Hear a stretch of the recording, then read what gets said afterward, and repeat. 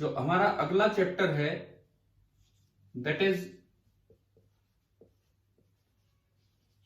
Electromagnetic induction.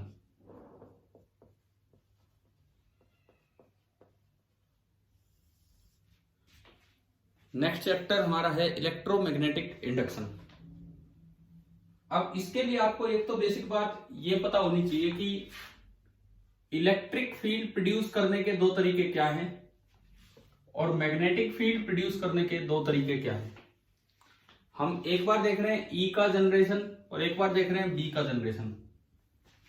जो दोनों का पहला मेथड है, ई जनरेट किया जाता है बाय स्टैटिक चार्जेस, और अगर आपको मैग्नेटिक फील्ड जनरेट करना हो तो जो इसका पहला मेथड होता है that is by moving charges. E generate होता है by static charges and b generate होता है बाय मूविंग चार्जेस। सबसे पहली चीज तो है ये, लेकिन इनका एक अल्टरनेट मेथड ढूंढा गया।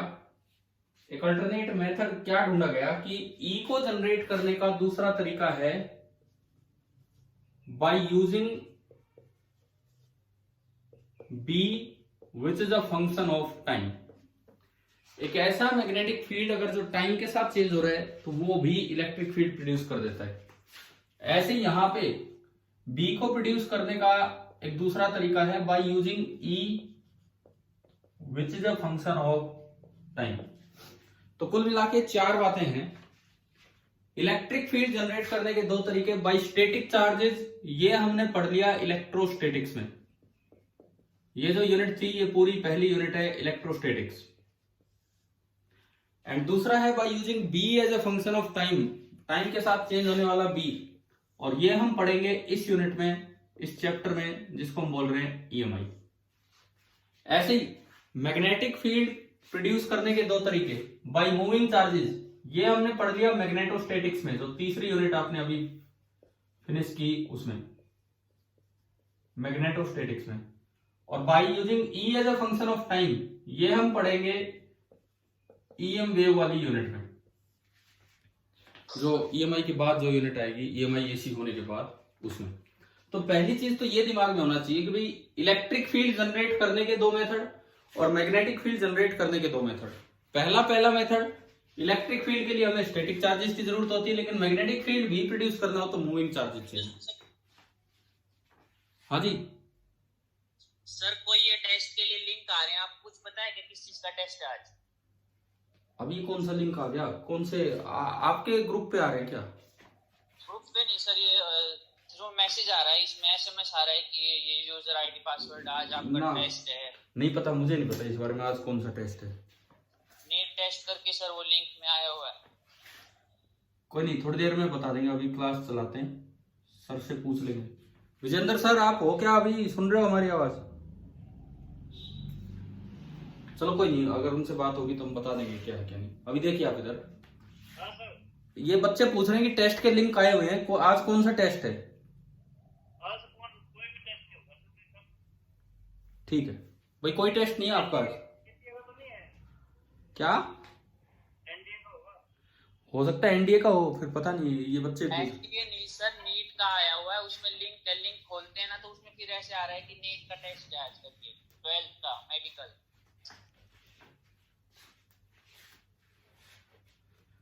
चलो मैं अभी क्लास कंटिन्यू करूं, आप ये बातें बाद फिर करना बाद में। सुनिए,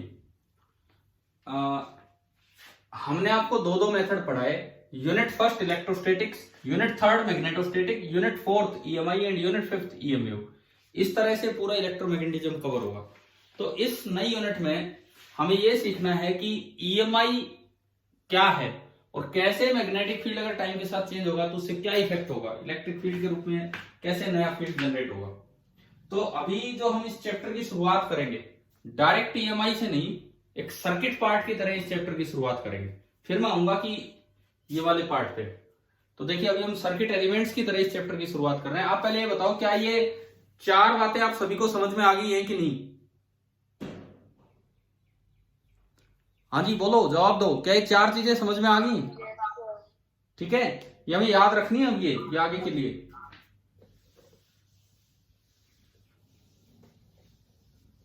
अब मैं अगर फिर पूछूं, कल वो एक पेपर दिया था करने को, नहीं किया एक भी बच्चे ने? इस बात का भी तो जवाब दो। अरे नहीं किया क्या वो पेपर? अब एकदम से सारे म्यूट हो जाते हैं।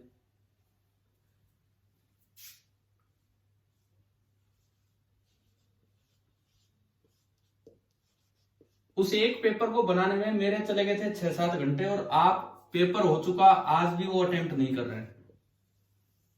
फिर मैं बताऊं यार, क्यों पेपर बनाऊंगा आपके लिए अलग से इस तरह से?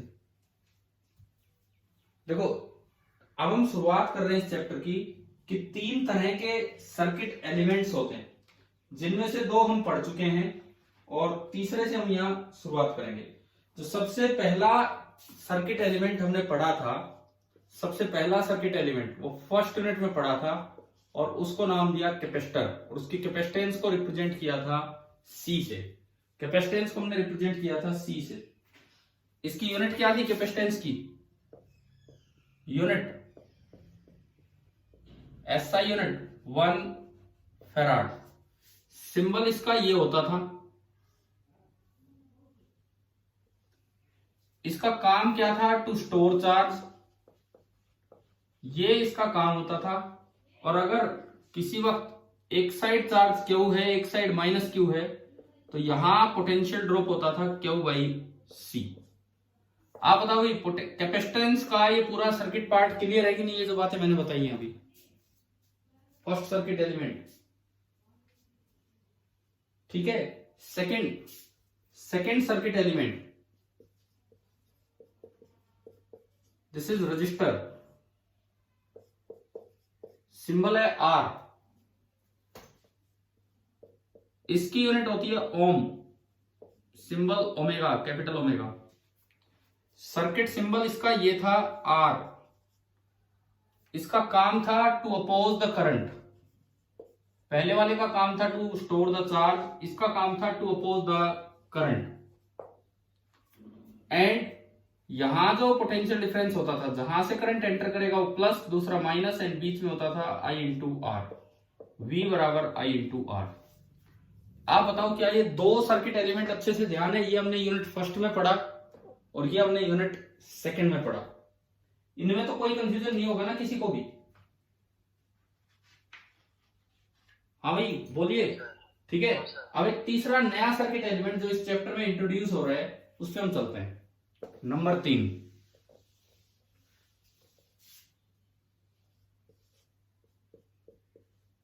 दिस इज इंडक्टर, और इंडक्टेंस का सिंबल होता है L। जैसे रजिस्टर का R रेजिस्टेंस, कैपेसिटर की C कैपेसिटेंस, इंडक्टेंस जो होगी, इंडक्टर तो एक एलिमेंट का पार्ट नाम हो गया, इंडक्टेंस उसकी प्रॉपर्टी है जिसका सिंबल है L।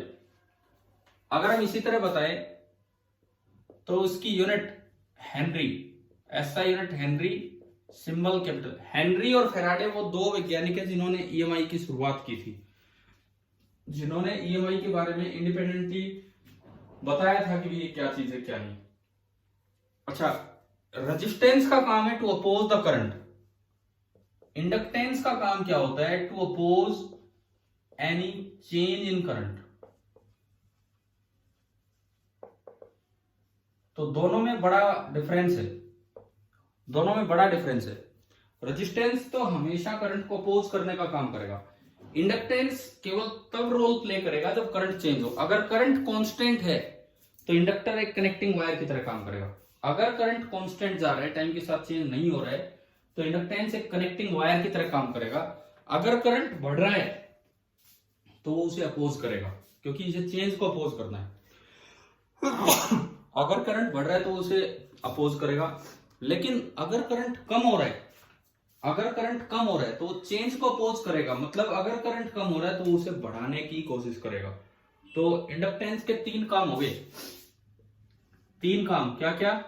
If I is constant, अगर I कांस्टेंट है तो इंडक्टर जो है वो सर्किट में कनेक्टिंग वायर का काम करेगा और कुछ नहीं। अगर I इज इंक्रीजिंग तो इंडक्टेंस लोड का काम करेगा और वो करंट को अपोज करेगा। और अगर I इज डिक्रीजिंग तो इंडक्टेंस सोर्स का काम करेगा और वो करंट को सपोर्ट करेगा, एक बैटरी की तरह सपोर्ट करने लग जाएगा। तो रेजिस्टेंस और इंडक्टेंस में यही फर्क है।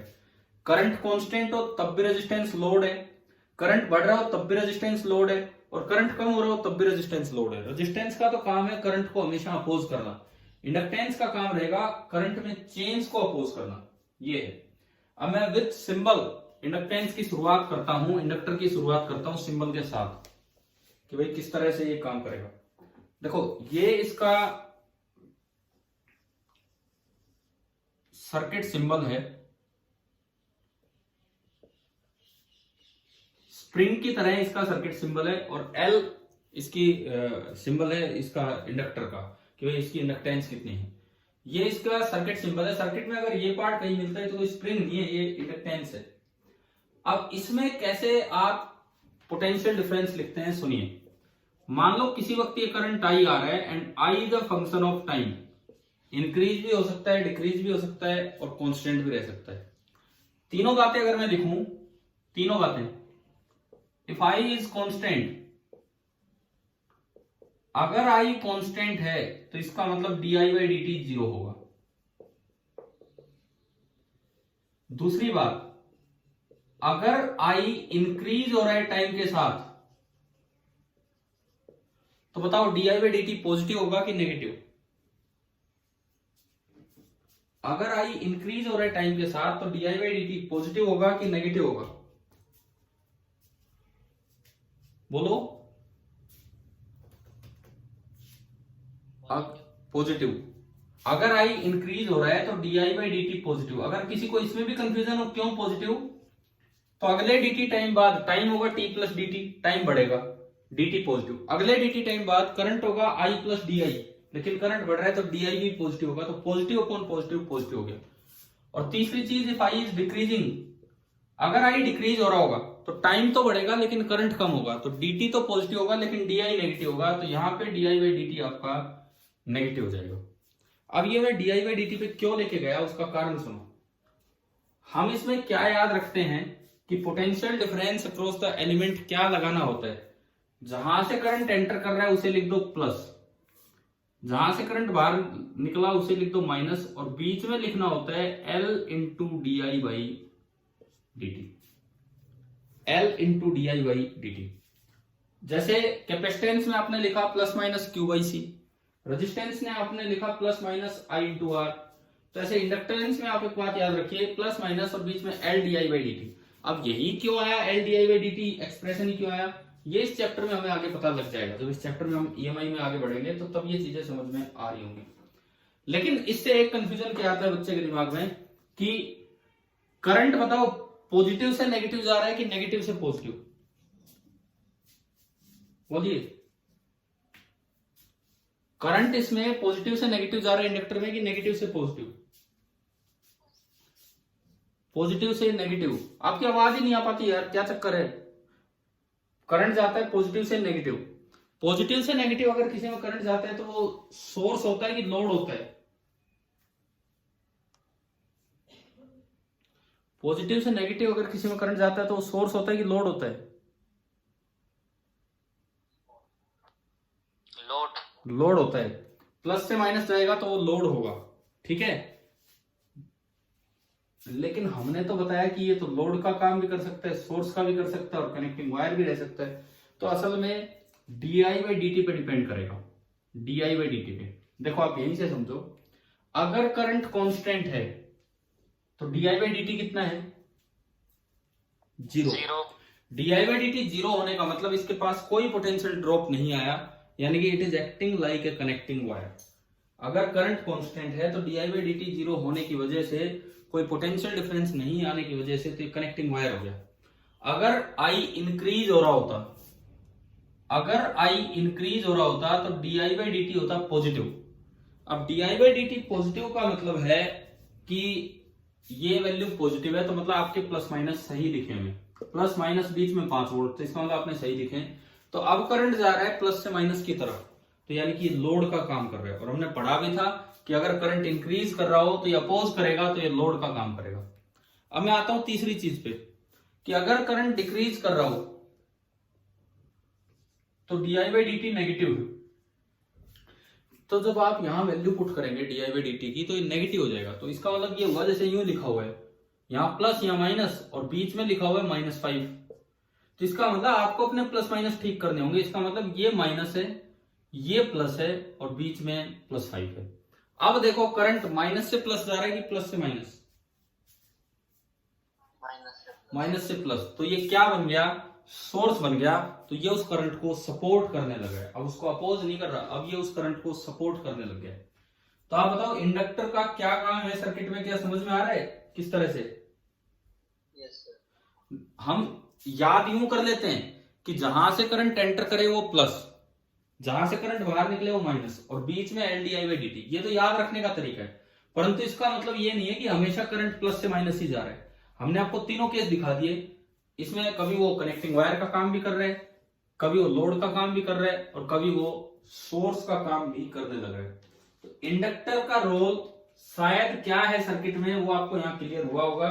और ये L D I by D T वाली जो बात है, L D I by D T, ये तो हम आगे समझेंगे, आगे पढ़ेंगे कि भाई किस तरह से ये पार्ट आया, ये एक्सप्रेशन इतना ही क्यों बना। अच्छा, अब इसमें देखो यहीं तक अगर मैं दिखाऊं, एक मान लो एक क्वेश्चन आ जाए पोटेंशियल डिफरेंस दो पॉइंट्स के बीच में लिखने पे। सपोज क्वेश्चन ये है, figure shows A part of A circuit.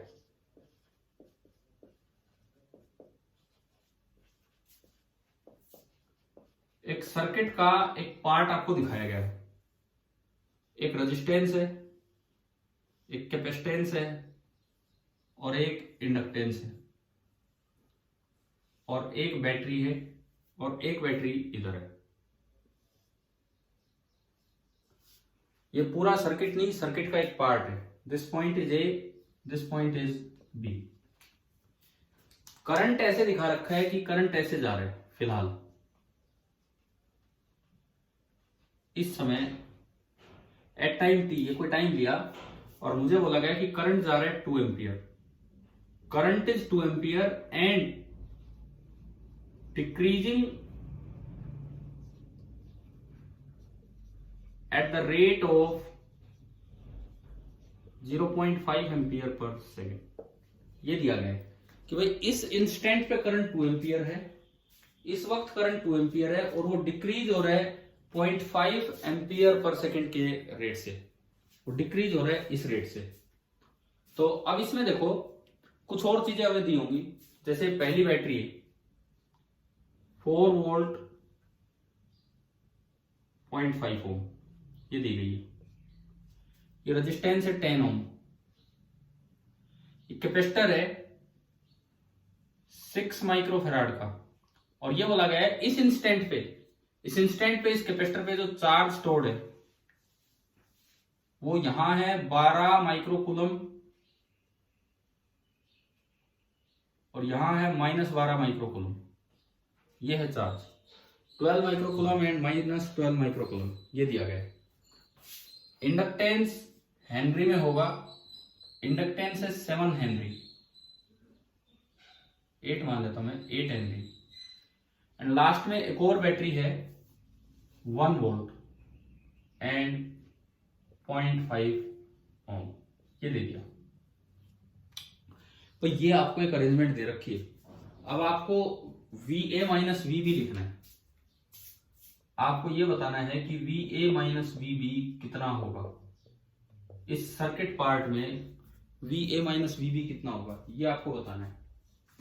कैसे करें बताओ, किस तरह से हम इसको अप्लाई करें?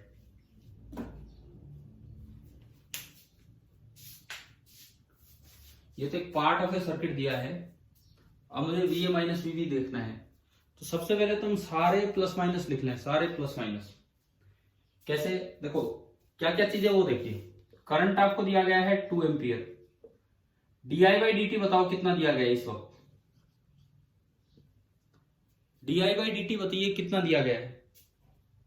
0.5 एम्पियर पर सेकंड। नहीं नहीं भाई नहीं, ऐसे करोगे तो गलत ही हो जाएगा।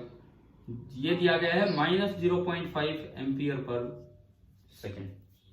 मैंने सर सिर्फ मैग्नीट्यूड बोला। अरे अब एक्सप्लेन मत करो उस चीज को, मैं जो बोल रहा हूँ उस पर ध्यान दो। मैग्नीट्यूड ही ये है -0.5, एम्पियर पर मीटर पर सेकेंड।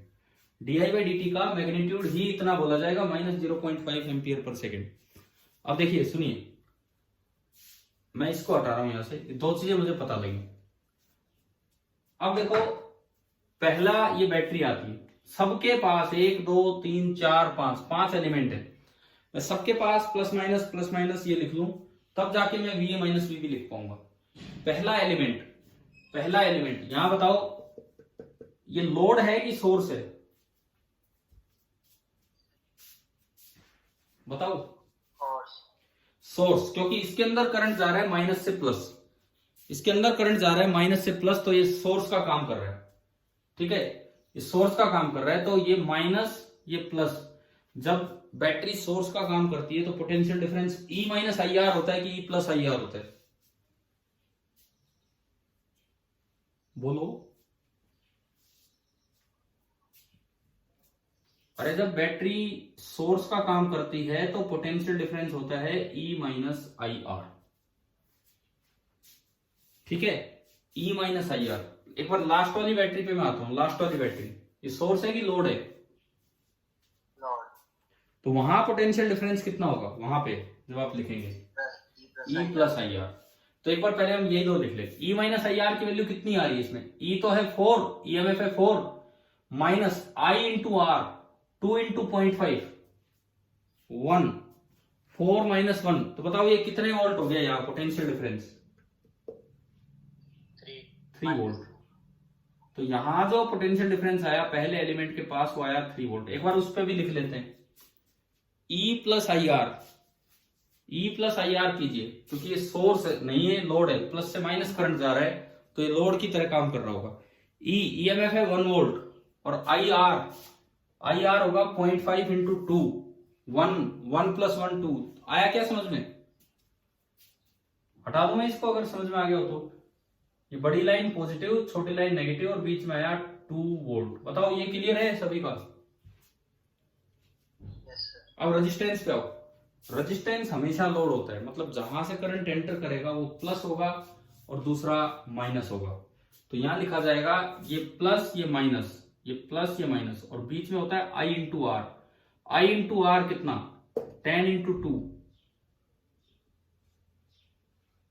20 वोल्ट। कैपेसिटेंस पे आओ। कैपेसिटेंस में जो पॉजिटिव प्लेट होती है वो हाई पोटेंशियल पे होती है, नेगेटिव प्लेट लो पोटेंशियल पे। तो ये प्लस ये माइनस, और पोटेंशियल डिफरेंस हम क्या लिखा करते हैं बीच में? Plus minus Q by C, plus minus Q by C. तो क्यू बाई सी करेंगे तो क्यू बाई सी, क्यू तो है 12 और सी है 6, माइक्रो से माइक्रो कट जाएगा। तो बताओ ये कितना आया? कितना आया? आ रहे क्या समझ में? कैसे लिख रहे हैं? अब ये लिखवाओ आप, जो एक नया एलिमेंट हमारे लिए आया, इंडक्टर। सर्किट में जो नया एलिमेंट हमारे लिए आया दैट इज ये दोबारा बताना सर एक बार। कौन सा बताऊं दोबारा? ये 2 वोल्ट वाला चार्ज बताओ यहाँ कितना था? -12 और 12। -12 एंड 12। तो पोटेंशियल ड्रॉप क्या होता है कैपेसिटर के पास? क्या फॉर्मूला है पोटेंशियल ड्रॉप का कैपेसिटर के पास? बोलो यार, आप जवाब दो ना। कैपेसिटर की प्लेट्स के अक्रॉस पोटेंशियल ड्रॉप V लिखने का क्या तरीका होता है? Plus minus Q by c. Q कितना है? 12 माइक्रोकूलम, और C कितना है? 6 माइक्रोफेराड। माइक्रो से माइक्रो कट जाएगा, 12/6, तो ये आएगा 2 वोल्ट। क्या अब आ गया है क्या समझ में? Yes sir. ठीक है, आगे बढ़ो। ये तो सारे थे पुराने एलिमेंट, अब आ रहा है नया एलिमेंट इंडक्टर। अब आ रहा है नया एलिमेंट इंडक्टर। हाँ जी, इसमें जहां से एंट्री होती है वो हम लिखते हैं प्लस, दूसरा माइनस, और बीच में होता है L di/dt। L तो कितना है? 8, और di/dt कितना है? -0.5। तो 8 इंटू -0.5 कितना आया बीच में? सर हाँ जी, ये प्लस माइनस कैसे लिखा? जैसे इसमें लिखा। रजिस्टर में हम क्या याद करते हैं? जहां से करंट एंटर करे वो प्लस दूसरा माइनस, बीच में यार ऐसे ही इंडक्टर में भी ये याद करो, जहां से करंट एंटर करे वो प्लस दूसरा माइनस और बीच में L D I by D T. तो करंट यहां से एंटर कर रहा है तो ये प्लस दूसरा माइनस और बीच में L D I by D t. L D I by D T की वैल्यू बताओ कितनी आ रही है? -4। -4। 8 इंटू -0.5 इज -4। अब अगर ये माइनस आए तो इसका मतलब आपको अपने प्लस माइनस पलट देने हैं। इसका मतलब अब ये तो नेगेटिव हो जाएगा, ये पॉजिटिव हो जाएगा और बीच में आप लिख देंगे 4 वोल्ट। इसका मतलब ये लोड नहीं बल्कि ये सोर्स का काम कर रहा है। इसका मतलब ये है कि ये लोड नहीं बल्कि ये सोर्स का काम कर रहा है इस समय, क्योंकि करंट डिक्रीज हो रहा था इसलिए। आप बताओ क्या सारे प्लस माइनस आपको लिखने आ गए कि नहीं? अब मुझे लिखना है VA माइनस VB। तो बताओ A से B चलूं कि B से A, ये लिखने के लिए हम इतना तो जानते हैं कि माइनस से एंट्री होती है तो प्लस के साथ लिखना होता है डिफरेंस को, प्लस से एंट्री होती है तो माइनस के साथ लिखना होता है पोटेंशियल डिफरेंस को। तो सवाल ये है कि आप A से B चलें कि B से A? भाई चेंज का मतलब होता है फाइनल माइनस इनिशियल, ये डेल्टा V है। चेंज का मतलब होता है फाइनल माइनस इनिशियल। तो इनिशियल पॉइंट कौन सा है? अगर आप VA माइनस VB लिख रहे हो तो इनिशियल पॉइंट कौन सा है? तो आपको कहां से चलना स्टार्ट करना चाहिए? B से। और किधर जाना चाहिए? A की तरफ। चलो यहां से एंट्री, पहली एंट्री प्लस से है कि माइनस से? माइनस से एंट्री होगी तो पता है कि नहीं बताओ? माइनस से एंट्री होगी तो प्लस के साथ 2 वोल्ट लिखा जाएगा, ठीक है। अगली एंट्री प्लस से हो रही है तो क्या लिखें? -4 वोल्ट। अगली एंट्री माइनस से हो रही है +2 वोल्ट। अगली एंट्री माइनस से हो रही है +20 वोल्ट और लास्ट एंट्री प्लस से हो रही है तो -3 वोल्ट। आप बताओ क्या ये सारा लिखना आ गया कि नहीं? कैसे लिखा हमने? हाँ भाई क्लियर है सभी को? Yes sir. अब इनका सम कर लो, 2 और 2 4, 4 से 4 कट गया और बीच में 3 गया यानी 17 वोल्ट प्लस का 17 वोल्ट आ गया। देखो कितनी जरा सी पॉइंट्स हैं, उन पे ध्यान देना था। प्लस माइनस ढंग से लिखो, प्लस माइनस ढंग से लिखो, फिर कहां से कहां जाना है वो आप खुद आइडेंटिफाई करो। ओपन अगर सर्किट दिखा रखा, ओपन पार्ट अगर दिखा रखा, पूरा नहीं दिखाया तो, और उसके बाद फिर उसी तरह से हम लिखते गए। माइनस से एंट्री है तो प्लस के साथ और प्लस से एंट्री है तो माइनस के साथ। तो आप एक बार मुझे ये बताओ, क्या inductor as a circuit element कुछ शुरुआत समझ में आ रही है क्या है? सर हाँ जी। तो ये हमेशा इंडक्टर माइनस से प्लस ही आएगा? नहीं, हमेशा क्यों आएगा? अगर मान लो इस सवाल में लिखा होता कि करंट इज इंक्रीजिंग, मान लो मैं वही क्वेश्चन रिपीट कर रहा हूं, सेम क्वेश्चन, और मुझे दिया गया है कि current is increasing at the rate of 0.2 ampere per second, तो DI by D T positive हुआ। इंक्रीजिंग है तो DI by D T positive है। अब हम याद कैसे रखते हैं? इंडक्टर में जहां से करंट एंटर करे वो प्लस, दूसरा माइनस और बीच में L D I by D T. अब अगर आप L D I by D T देखोगे तो 4 वोल्ट आया, तब तो प्लस से माइनस जा रहा है 4 वोल्ट, तो अब ये इंडक्टर लोड बन गया। तो ऐसा नहीं है कि इंडक्टर में हमेशा माइनस से प्लस आएगा। आप याद ये रखेंगे कि इंडक्टर में जहां से करंट एंटर करे उसे हमेशा प्लस लिख दें, दूसरा माइनस, फिर L D I by D T calculate करें। अगर वो पॉजिटिव आ गया तो आपके प्लस माइनस सही थे, और अगर वो नेगेटिव आ गया तो आपको प्लस माइनस पलटने होंगे। अच्छा, अगर इसमें कंफ्यूजन है तो इसका मतलब अभी तक हमें इंडक्टर का रोल ढंग से समझ में नहीं आया है। इंडक्टर का काम क्या है सुनिए।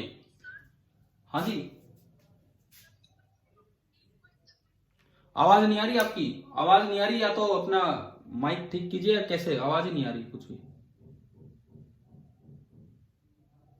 बोलो क्या पूछ रहे हो, थोड़ा जोर से बोलो भाई, कुछ नहीं आ रहा आवाज में।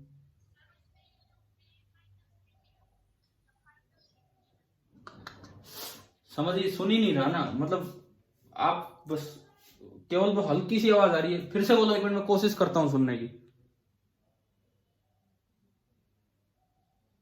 बोलो। देखो बस मुझे एक बात सुन रही, फाइनल माइनस इनिशियल चेंज आपसे मैं बताता हूँ, सुन लीजिए मेरी बात, मुझे आपकी बात समझ नहीं आ रही क्या पूछ रहे हो। चेंज का मतलब होता है फाइनल माइनस इनिशियल। कभी भी आपको VA माइनस VB लिखना हो, इसका मतलब आप पोटेंशियल में चेंज पूछ रहे हो कि भाई कितना हुआ, तो VA माइनस VB का मतलब है कि this is final point, this is initial point. इसका मतलब अगर आपको चल के जाना हो तो ये है कि आपने B से चलना स्टार्ट किया था, आप ये तक चेंज इन पोटेंशियल लिखते गए लिखते गए लिखते गए लिखते गए, फाइनली कितना पोटेंशियल आया VA, इनिशियली कितना था VB, तो चेंज हुआ VA माइनस VB। ये आपके सामने आता है। अगर लूप पूरा बंद हो तो फर्क ही नहीं पड़ता कहां से कहां गई, क्योंकि उसमें तो सारे में घूम के इक्वल टू 0 करना होता है, क्योंकि जहां से चले वहीं आगे तो इक्वल टू 0। तो केवीएल में तो फर्क ही नहीं पड़ता आप कैसे घूम रहे हो। लेकिन जब भी कभी चेंज इन पोटेंशियल पूछा जाए तो इन बातों पे ध्यान देना है। अच्छा, जो मैं अभी एक और बच्चे ने पूछा था मैं उस पर आता हूं। इंडक्टर में ऐसा नहीं है कि हमेशा माइनस से प्लस ही होगा या प्लस से माइनस ही होगा। एक बार उस चीज को आप क्लियर कीजिए कि रोल ऑफ इंडक्टर क्या है in a circuit.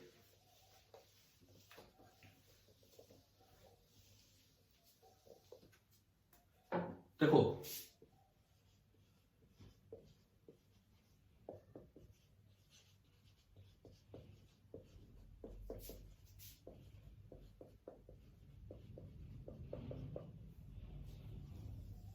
Role of inductor in a circuit, इसमें पहली बात हमने ये याद कर लिया कि इंडक्टर में जहां से भी करंट एंटर करे वो प्लस लिख देना है, दूसरी साइड माइनस लिख देना है और बीच में लिख देना है LdI/dt। परंतु इस फॉर्मूले को देख के दिखने में यूं लग रहा है कि इंडक्टर में करंट प्लस से माइनस जा रहा है, जबकि वो तीनों में से कुछ भी हो सकता है, कुछ भी हो सकता है। यानी कि it may act as a load, connecting wire और सोर्स, ये तीनों की तरह काम कर सकता है, लोड की तरह भी, कनेक्टिंग वायर की तरह भी और सोर्स की तरह भी।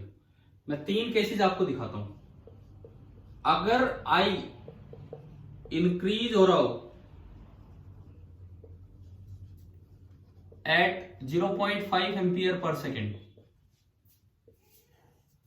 मान लो मैं L को बोल रहा हूं 2 हेनरी, L है 2 हेनरी,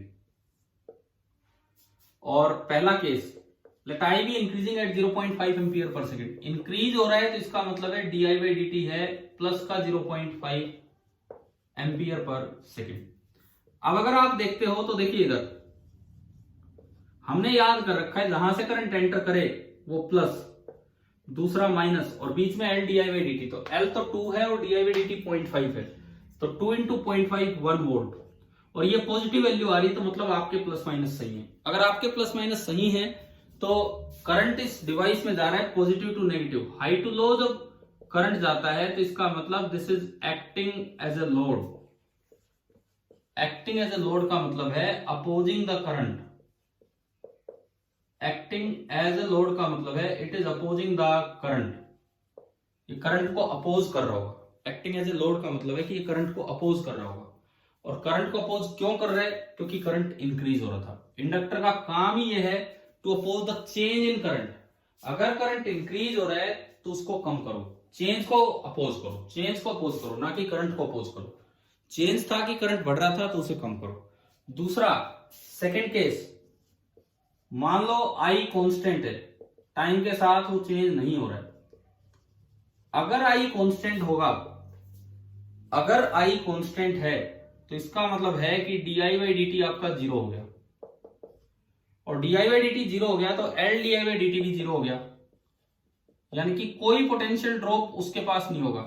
तो अगर सर्किट में किसी एलिमेंट में से करंट आई जा रहा है और उसके पास कोई पोटेंशियल ड्रॉप ही नहीं हुआ, इसका मतलब it is acting as a connecting wire, it is acting as a connecting wire, और ना तो करंट को अपोज कर रहा है ना करंट को सपोर्ट कर रहा है, और ऐसा है भी क्योंकि करंट चेंज नहीं हो रहा, करंट कांस्टेंट है तो इंडक्टर को कोई दिक्कत नहीं है। इंडक्टर का काम ही क्या होता है, to oppose the change in current. Inductor का काम होता है to oppose the change in current. जब तक करंट कांस्टेंट है इंडक्टर कोई रोल प्ले नहीं करेगा सर्किट में। और तीसरी बात, अगर I डिक्रीज हो रहा होता, अब ये आखिरी पॉइंट इसका, अगर आई डिक्रीज हो रहा होता तो DI by D T negative होता। क्या ये बात क्लियर है सभी को? अगर आई decreasing eight 0.5 ampere per second तो D I by D T negative होगा, यानी कि D I by D T लिखा जाएगा माइनस 0.5 एम्पियर पर सेकेंड। अब अगर मैं L D I by D T की बात करूं, L D I by D T, तो एल तो है 2 और ये माइनस 0.5 तो आया माइनस 1 एम्पियर पर सेकेंड।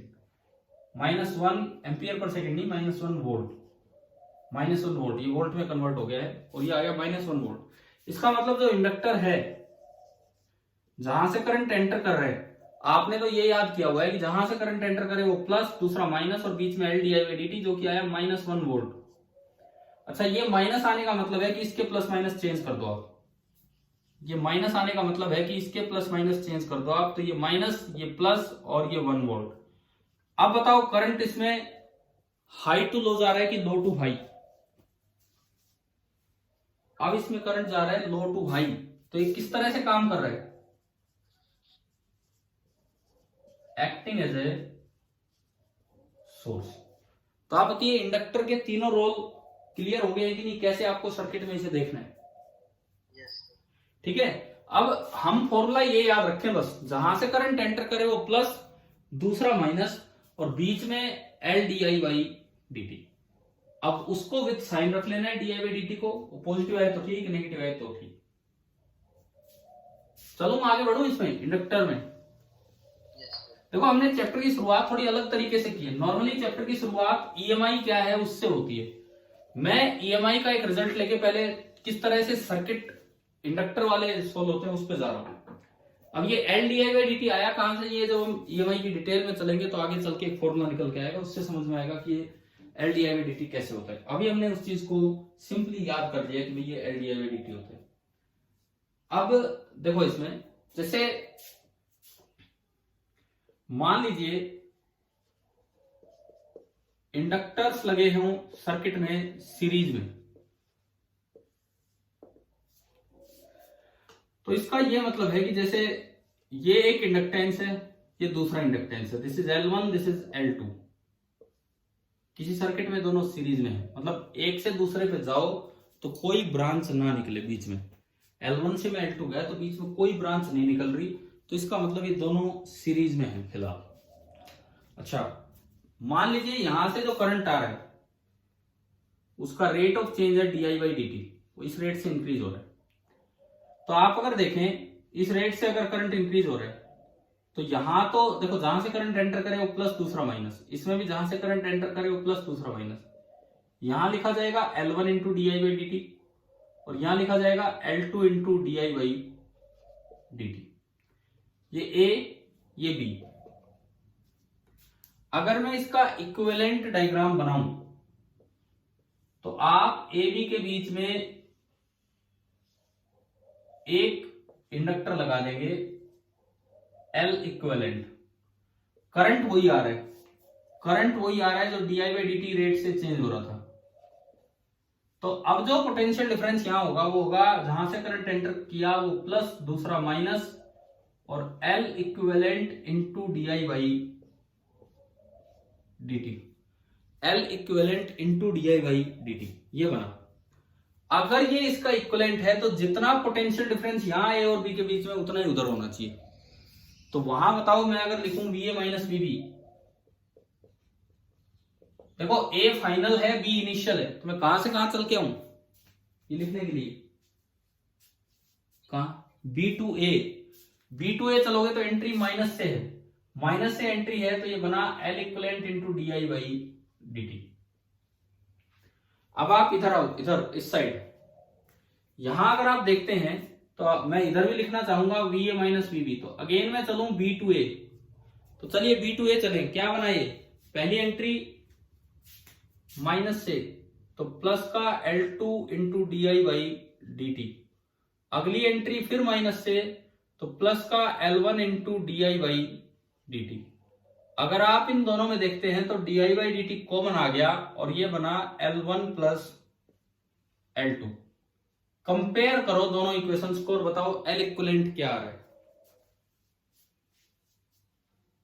दोनों इक्वेशंस को कंपेयर करो, इस एग्जैक्ट डायग्राम में और उधर इक्विवेलेंट डायग्राम में, और बताइए एल इक्विवेलेंट कितना आया। L1 plus L2. तो ये एल इक्विवेलेंट आ गया L1 प्लस L2। ये बताओ रेजिस्टेंस टाइप फॉर्मूला आया है कि कैपेसिटेंस टाइप, ये कौन सा किस टाइप का है? सीरीज में एल इक्विवेलेंट आ गया रेजिस्टेंस टाइप। मतलब जिस तरह से सीरीज कनेक्शन से सर्किट का रेजिस्टेंस बढ़ता है, उसी तरह से अगर सीरीज में इंडक्टेंसेस लगा रखे होंगे तो सर्किट का इंडक्टेंस बढ़ेगा, और लगभग फॉर्मूले सारे के सारे वही वैलिड हो जाएंगे जो आपका रजिस्टर्स इन सीरीज वाला था। अब एक अगला पार्ट हम देखते हैं, इंडक्टर्स इन पैरेलल। नेक्स्ट जो पार्ट हम लेके चल रहे हैं that is inductors in parallel. Parallel में देखते हैं कि भाई इंडक्टेंस किस तरह काम करेगा। उसको तो छोड़ो, उसको तो चेंज करने की जरूरत ही नहीं, वो तो एक इक्विवेलेंट सर्किट है। अब मैं इधर बनाऊं कि दो इंडक्टर मैंने बनाए, एक L1 एक L2, और यहां से जो करंट आ रहा है बिल्कुल उसी की तरह आ रहा है। ये I चेंज हो रहा है एट द रेट di/dt। ये पॉइंट A और ये पॉइंट है B, उसी तरीके से हम गए। लेकिन इसमें क्या होगा, I का बंटवारा होगा, कुछ इधर गया I1 और कुछ इधर गया I2।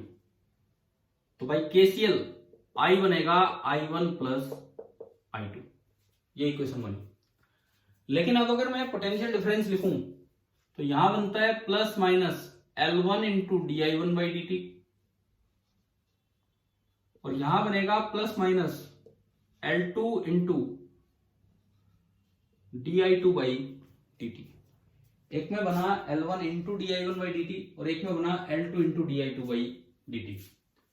अब VA माइनस VB, चाहे आप यहां से देखो, चाहे आप यहां से देखो, चाहे आप यहां से, सारे VA माइनस VB ही हैं।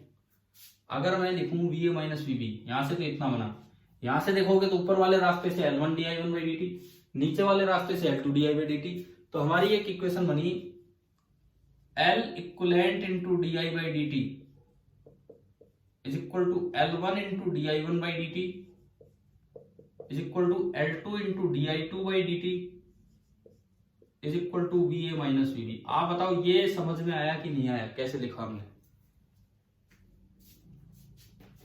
हाँ जी बोलिए, ये वाला पार्ट आ गया क्या समझ में? बताओ, क्लियर है क्या ये इक्वेशन? VA माइनस VB चाहिए, VA माइनस VB आपने इसमें लिख रखा था। इधर अगर मैं लिखूं तो VA माइनस VB B से जाना है, इस रास्ते से गए तो माइनस एंट्री एक बार हुई तो लिखा जाएगा प्लस का L1 इंटू di1/dt। अगर आप इस रास्ते से गए तो VA माइनस VB लिखा जाएगा L2 इंटू di/dt, और अगर आप यहां से गए तो VA माइनस VB लिखा जाएगा ये। तो हैं तो सारे VA माइनस VB। अब बताओ क्या ये आया क्या समझ में इतना? ठीक है, यहां देखो I बराबर है I1 प्लस I2, दोनों साइड मैंने टाइम के रेस्पेक्ट में डिफरेंशिएट कर दिया। तो di/dt बराबर di1/dt प्लस di2/dt, यह है।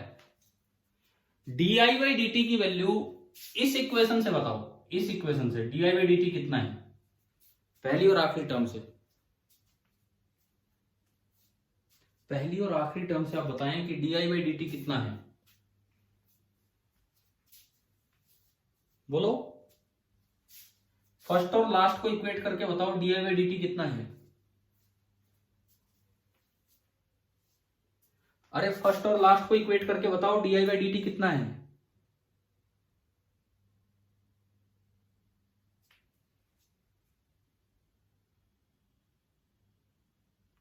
क्या हो गया? फर्स्ट और लास्ट को इक्वेट करके बताओ di/dt कितना है।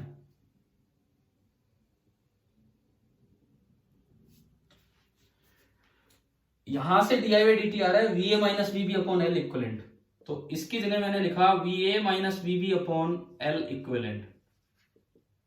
सेकेंड और लास्ट को इक्वेट करके बताओ di1/dt कितना है। di1/dt कितना है? VA minus VB upon L1। Similarly third और लास्ट को इक्वेट करके di2/dt होगा VA minus VB upon L2। VA minus VB common आके कैंसिल हो गया और आपका फॉर्मूला बन रहा है 1/L equivalent is equal to 1/L1 plus 1/L2। ये आपका फॉर्मूला बना 1/L equivalent is equal to 1/L1 plus 1/L2। अभी बताओ क्या ये तरीका समझ में आया कि नहीं आया, कैसे निकाला आपने फॉर्मूला? यस ये कौन सा फॉर्मूला आ गया? ये ऐसा पैरेलल का फॉर्मूला किस में होता है, रेजिस्टेंस में, कैपेसिटेंस? रजिस्टर में। यानी कि सारे के सारे कॉन्सेप्ट वो रेजिस्टेंस वाले यहाँ वैलिड होंगे कॉम्बिनेशंस में। सीरीज कॉम्बिनेशन किया तो इंडक्टेंस बढ़ जाता है, पैरेलल कॉम्बिनेशन किया तो इंडक्टेंस कम हो जाता है, क्योंकि हम जानते हैं कि ऐसा फॉर्मूला होता है जिसमें जो सबसे छोटा होगा उससे भी छोटा आएगा L equivalent.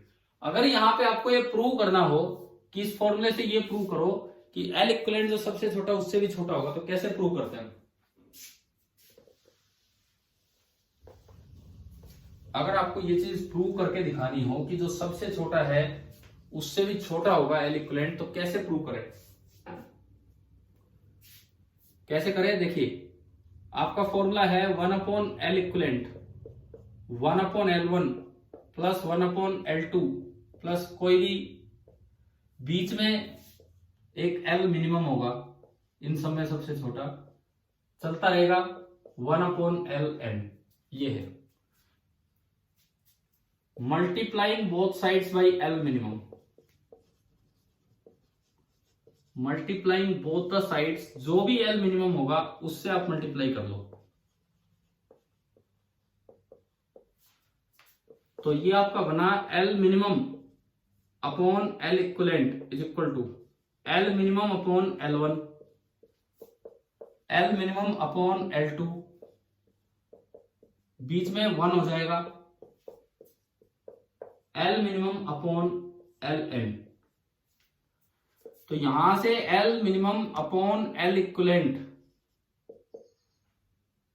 L minimum upon L equivalent this is equal to, देखो एक बार दोबारा सुनो, हम प्रूव क्या कर रहे हैं, मैं ऊपर लिखता हूं पहले कि हम प्रूव कर क्या रहे हैं कि अगर L1 L2 up to LN these are in parallel, then तो जो L इक्विवेलेंट आएगा this will be less than the minimum of L1 L2 up to LN। जो मिनिमम होगा उससे भी ये छोटा होगा, ये आपको प्रूव करना है।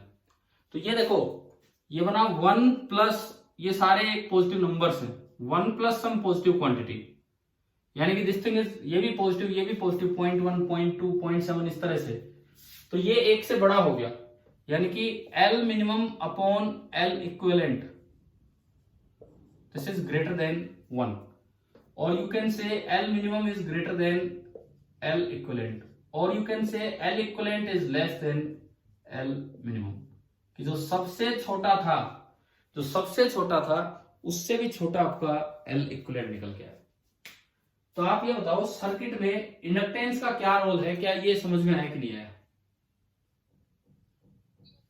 ठीक है, हमने आज EMI की शुरुआत ही नहीं की, EMI चैप्टर का एक पार्ट उठा लिया, इंडक्टर जो एक सर्किट की तरह में देखना था, तो हमने आज वो पढ़ा। अब इन पे इस तरह से कैसे इस पे सवाल बना के दिया जा सकता है, देखते हैं। जैसे मान लो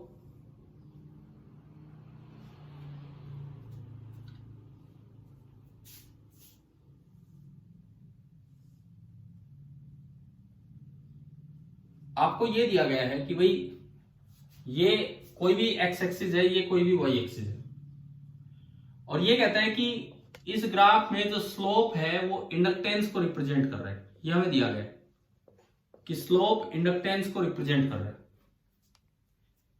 एक एंगल है 37 डिग्री और एक एंगल है 53 डिग्री। दो इंडक्टर मुझे दिए गए L1 एंड L2, इनमें से एक बार वो सीरीज में यूज किए गए हैं और एक बार वो पैरेलल में। तो फाइंड L1 एंड L2। मुझे ये दिया गया कि ये XY ये ग्राफ है जिसकी स्लोप इंडक्टेंस बता रही है, और दो इंडक्टेंस को मैंने एक बार सीरीज में यूज किया, एक बार पैरेलल में, और इनकी स्लोप ये है। तो आपको इंडक्टेंसेस की वैल्यू बतानी है। तो पहली बात तो ये बताओ कब इंडक्टेंस ज्यादा होता है, सीरीज में कि पैरेलल में? सीरीज में। तो ज्यादा स्लोप है ये वाली, तो जो सीरीज होगा उसका फॉर्मूला है L1 प्लस L2। इसकी स्लोप है tan 53 डिग्री, और tan 53 डिग्री होता है 4/3। तो पहली इक्वेशन आपकी आई L1 प्लस L2 इज 4/3। और जो कम स्लोप होगी वो पैरेलल वाली होगी। पैरेलल का फॉर्मूला है L1 L2 अपॉन, और रेसिप्रोकल लेके सीधा करोगे तो ये आ जाएगा। This is tan 37 degree, and tan 37 degree is 3/4। अभी बताओ कि आपको यहां तक ये बनाना आ गया कि नहीं, ये इक्वेशंस बनानी आ गई है कि नहीं आपको, कि हमने किस तरह से इक्वेशंस बनाई है, बताओ। Yes sir. अब इसको सोल्व करना है तो L1 प्लस L2 को उधर ले जाओ, यानी कि L1 इंटू L2 आया 3/4 इंटू L1 प्लस L2, और L1 प्लस L2 है 4/3। तो L1 इंटू L2 हो गया 1, L1 plus L2 is 4/3 and L1 into L2 is 1। तो दो इक्वेशन है। L2 को आप लिख लो 1/L1, ये 1/L1 इसमें पुट करके इक्वेशन सोल्व कर लेंगे, जो पॉजिटिव रूट आएगा वो ले लेंगे तो L1 आ गया, और उसका रेसिप्रोकल करेंगे तो फिर L2 आ जाएगा। चलो अभी बताओ, आज की क्लास में मैंने जस्ट इंडक्टर को इंट्रोड्यूस किया है एज ए सर्किट। क्या इतना पार्ट समझ में आ गया आप सभी को? ठीक है। अब मेरा इस बात का जवाब देना, आप वो पेपर क्यों नहीं कर रहे? वो 45 क्वेश्चन का CPP 37 क्यों नहीं किया कल भी? अरे आज भी करोगे कि नहीं करोगे वो काम? करेंगे सर।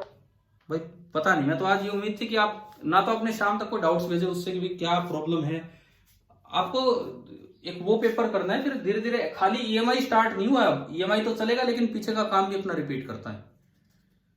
ठीक है, चलिए फिर देखते हैं आप कितना करते हो कितना नहीं करते हो शाम तक। Thank you.